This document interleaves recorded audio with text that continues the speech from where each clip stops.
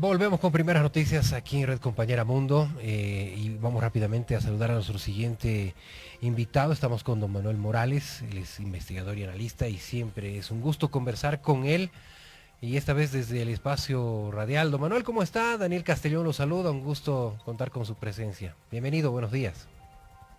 Muy buenos días, un gusto también, Daniel, estar contigo. Agradecido soy por la invitación.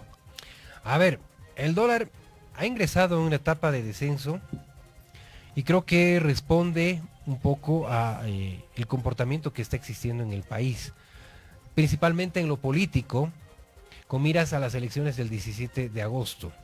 Sin embargo, algunas malas lenguas dicen por allí que este efecto es momentáneo y que como hemos estado en un ambiente oscilante, diremos así, en la cotización del dólar paralelo, quiero decir obviamente, ¿no? Nos vamos a encontrar una vez más con que de repente este toque un fondo y vuelva, digamos, a subir hasta estabilizarse, dependiendo mucho de cuál vaya a ser el resultado de los comicios del mes de agosto. Pero vayamos conociendo estos síntomas, por favor, y quisiera conocer obviamente su opinión respecto a cómo debería comportarse la población frente a un mercado paralelo del dólar, ¿no?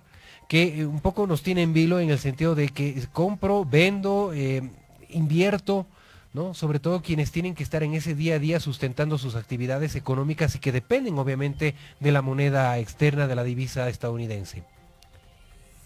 Bueno, el punto de vista que yo tengo es muy particular. Creo que el gobierno de Arce ha generado una devaluación inducida. Es decir, ya tenemos un bolsín, ya tenemos un mercado libre, que es el de los cambistas, que es el de la calle, es el mercado negro, es el mercado informal. Y nos estamos refiriendo a la cotización del dólar respecto de ese mercado. Como el gobierno de Luis Arce ha sido campeón también en temas de informalidad, que viene de décadas anteriores, por supuesto, esto significa que tenemos la falsa ilusión de que el mercado del Banco Central es el que manda en la economía, y eso no es cierto. Marca la calle, y lo que tú dices es cierto. Ha subido hasta un 20 bolivianos por dólar, ha bajado, y así se va a mantener con subidas y bajadas, y esto por supuesto que va a también tener los influjos de la vida política, de la vida económica. Pero ya los bolivianos debemos acostumbrarnos a pensar que hay un dólar paralelo, que es el marca el ritmo de las importaciones. El sistema financiero también está muy contento porque rescata dólares de los depósitos y luego los cambia en este mercado informal. Gana mucho, los exportadores también. Y en consecuencia probablemente cerca de las elecciones subirá, bajará, pero al final de cuentas esta inflación inducida también mata los discursos de algunos candidatos que dicen que cuando lleguen van a inmediatamente activar una forma de cambio flotante que sería en realidad la que ya existiría. Ahora, don Manuel, una duda que siempre le llega al ciudadano en esta coyuntura, sobre todo la económica, desde luego. ¿Cómo hacen los librecambistas para contar justamente con esta moneda? Entendemos que su actividad económica los lleva justamente a tener en los bolsillos una importante cantidad de dólares. Esto se va moviendo a diario, ¿no? Pero ¿quién les provee de la divisa estadounidense tomando en cuenta, ¿no? Que supuestamente cada vez existe menos, ¿no? Existe menos en nuestro país, no se la ve circulando como habitualmente era en el pasado. Las entidades financieras en teoría no cuentan con la suficiente cantidad de divisas estadounidenses como para poder devolverle a sus ahorristas, quienes estaban ahorrando en dólares, ¿no? Aquello que hasta por ley les correspondía, ¿no? Si uno estaba con 1.000, 2.000, 3.000 dólares o 10.000 dólares ahorrados, si el día de mañana uno decidía retirarlos por cualquier emergencia que hubiera surgido en el trayecto, el banco estaba en la obligación de devolver el dinero ahorrado y en la divisa que se había ahorrado. Pero ahora resulta que si en teoría tenemos un aparato financiero que no cuenta con esta divisa, ¿cómo es posible que para otras actividades sí se tenga la divisa estadounidense, sí se cuente con la moneda norteamericana? ¿Quién les está encargando que tal vez realicen eh, esa puesta en el mercado, lo voy a poner así, para después tener el retorno? Sí, Hay cuatro sectores que están inyectando dólares al mercado, al mercado informal, ¿no? En diferente proporción. Hay un primer sector que es el narcotráfico, lo voy a decir sin anestesia, Ok. porque toda la venta de cocaína que se realiza en Bolivia, no vienen los narcotraficantes a comprar con guaraníes del Paraguay ni pesos argentinos, es Ah, decir, vienen con dólares, wow. eso ya lo sabemos. La segunda fuente de suministro de dólares en el mercado es de los exportadores. Como no existe ningún mecanismo de control ni supervisión sobre los dólares que se generan por las exportaciones, entonces hay una introducción en el mercado a un precio muy atractivo, ¿no? Si en este momento el dólar está en 15 o está en 12, por supuesto que para los exportadores introducirlo al mercado negro es un buen negocio. El tercer sector que está introduciendo dólares es el sector financiero, no lo podemos negar, tienen capacidad, cuentan con estos recursos y lo han estado haciendo también de manera regular. Y el otro sector es el tema del contrabando. Cuando alguien lleva garrafas de gas al Perú y hace un buen negocio, por supuesto que le pagan en soles, pero lo cambian en la frontera y ese es el otro mecanismo. Entonces, sí tenemos un mercado de dólares que está provisionado desde el ámbito informal, le llamaremos entre comillas, Ajá. y así es como tú, si vas en este momento, puedes vender o comprar al precio paralelo, pero no podríamos decir que se ha suprimido la existencia del dólar en la economía. Por eso es que cuando algún político, los políticos dicen, lo primero que voy a hacer es, si llego al gobierno, es que vuelva a haber dólares, ya existe dólares, lo que no hay es en el ámbito formal. Ahora, usted tocaba estos cuatro puntos. El tercero, el sector financiero, que inyecta dólares de manera regular. Estamos insinuando tal vez en algún punto que son capaces de generar, de inyectar la moneda norteamericana a estos sectores informales con el compromiso de que ellos después, dependiendo del movimiento que hayan tenido, le retornen el dinero al banco. O sea, para que el sector financiero también se beneficie de este dólar paralelo, quiero decir. ¿O le entendí mal? Bueno, sí, mira, no soy el único que hace esa afirmación.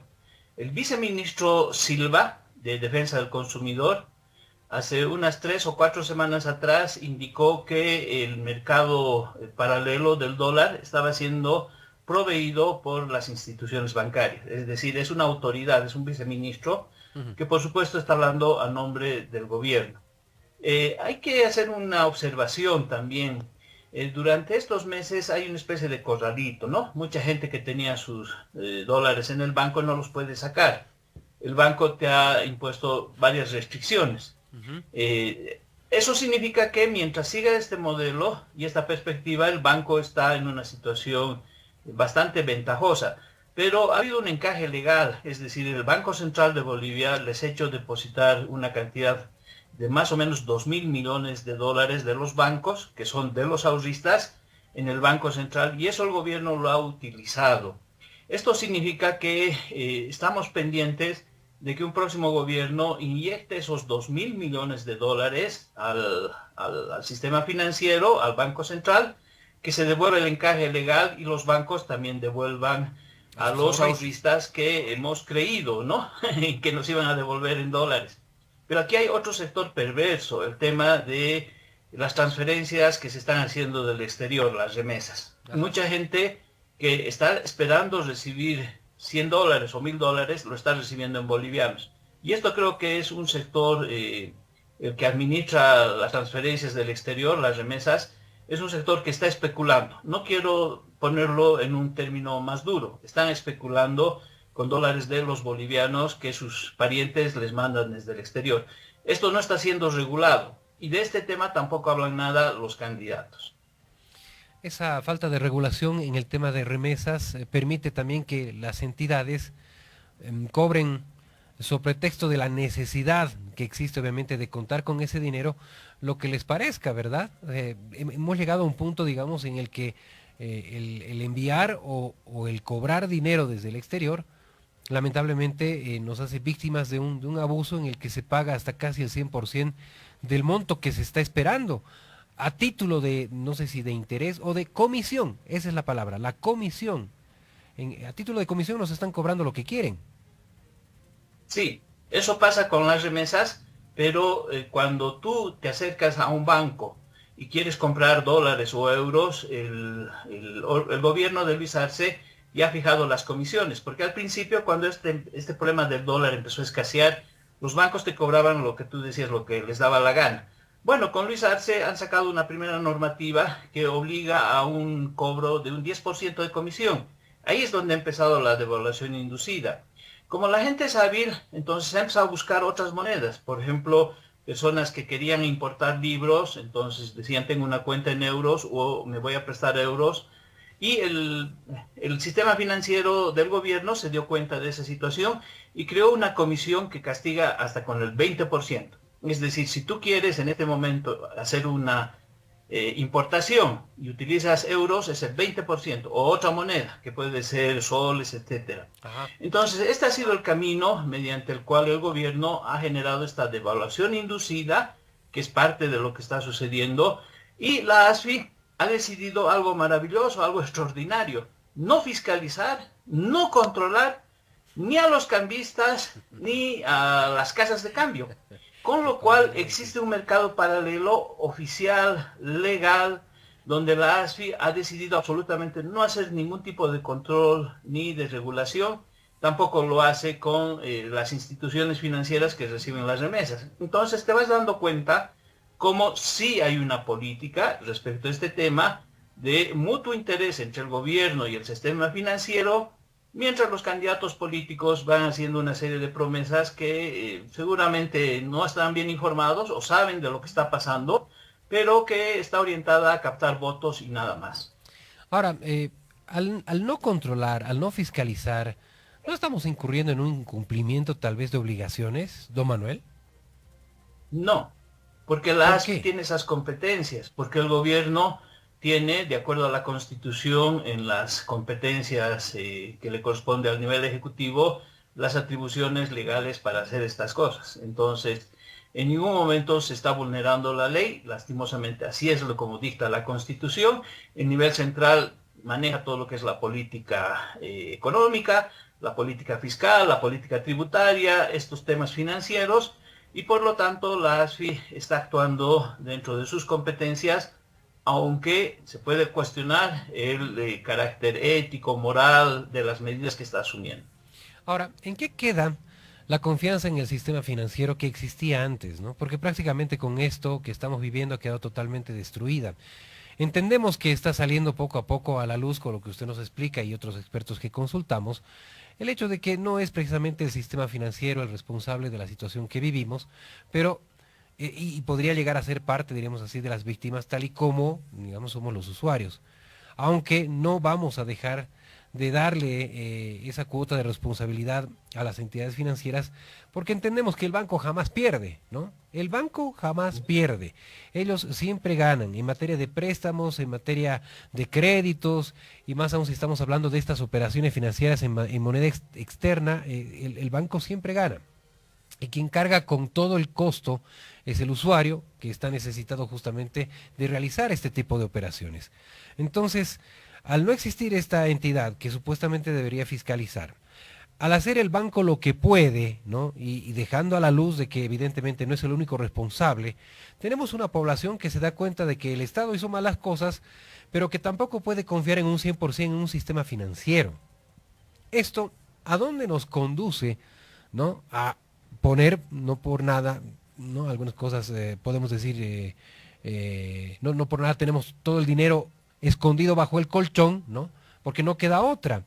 Pero esto demuestra un Estado que ha dejado de confiar en una estructura que por naturaleza tiene que estar pues administrando los recursos económicos y financieros de todo un país. Manejar ese circulante le permite obviamente a un Estado entrar en un dinamismo que es obvio que lo necesita. ¿A dónde nos estamos conduciendo con todo esto? Discúlpeme, pero me da la sensación, don Manuel, y no sé si coincide conmigo, pero de que si en pocos meses o en pocos años que estamos viviendo esta situación respecto a la divisa extranjera, estamos perdiéndole la confianza al sistema financiero y al Estado. Esto se pierde rápido. Recuperarlo es lo que inclusive, no sé, lo proyectaremos en que en lustros, en décadas. ¿En cuánto tiempo, además, el propio sistema financiero va a poder refortalecerse? Bueno, tú estás tocando un tema absolutamente delicado, ¿no? Que tiene que ver además con la salud de la economía boliviana en su conjunto. Tanto el Estado como los ciudadanos estamos demandando dólares.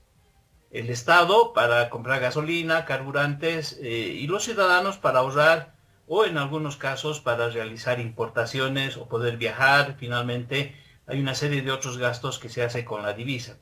En ese contexto, la situación económica es bastante delicada porque el dólar ha empezado a escasear. Y cuando en el mercado tú tienes un producto que es demandado y la oferta tiene estos inconvenientes que estamos analizando, por supuesto que la demanda tiende a incrementarse. En ese contexto también hay una especie de inflación, ¿no? En cuanto al valor de la moneda boliviana, y esta inflación es la que probablemente se va a descontrolar en los próximos meses, más de lo que ya está. Entonces los candidatos lo que tienen que ofrecernos es una certeza de que en el futuro inmediato se va a restablecer esta liquidez del dólar, pero al mismo tiempo surgen otros problemas. Es como una balanza, ¿no? Si algunos candidatos consiguen algo de divisas para comprar más carburantes, tienes el desequilibrio de que nos vamos a endeudar más. Entonces, están planteando cambiar déficit fiscal por endeudamiento crónico respecto a lo del gobierno. Otro tema que deberían las autoridades futuras decirnos con absoluta sinceridad es si van a tener el valor suficiente para pedir a los exportadores el control de sus divisas. Esto cae muy mal, ¿no? Yo te digo, puedo ser objeto de críticas muy ácidas, pero es una medida económica que fue dictada durante el gobierno de Obando Candia, dictadura militar 1969, y durante el gobierno de Paz Estenssoro con el 21060. Es decir, el Estado en un gobierno militarista y en el gobierno que implementó el paquete neoliberal con el 21060, por la crisis económica se vieron en la obligación de exigir que todo exportador deposite sus divisas en el Banco Central. Ahora bien, he estado en un foro la anterior vez y alguien me contestó, me dijo, pero lo del 21060 era temporal, ha sido un poquito de tiempo. No, ha sido el gobierno de Víctor Paz Estenssoro, Jaime Paz Zamora y hasta la mitad de la gestión de Gonzalo Sánchez de Lozada, que los empresarios tenían que depositar las divisas en el Banco Central. Por supuesto hay un mecanismo también para devolvérselos, no es una incautación. Ajá. En este contexto creo que en este momento, para que el Banco Central tenga muchos dólares y podamos controlar y regular todos estos aspectos, debería plantearse una ley o un decreto en el que el sector exportador, pero también el Estado que genera dólares, depositen obligatoriamente estos dólares al Banco Central. Se habla de crear un Banco Central más independiente, que no le dé tan fácilmente la plata al gobierno. Yo estoy de acuerdo con eso. Con estas medidas, a mediano plazo, podríamos estabilizar nuestra economía. Perfecto, don Manuel, yo le agradezco su punto de vista y esta explicación que nos brinda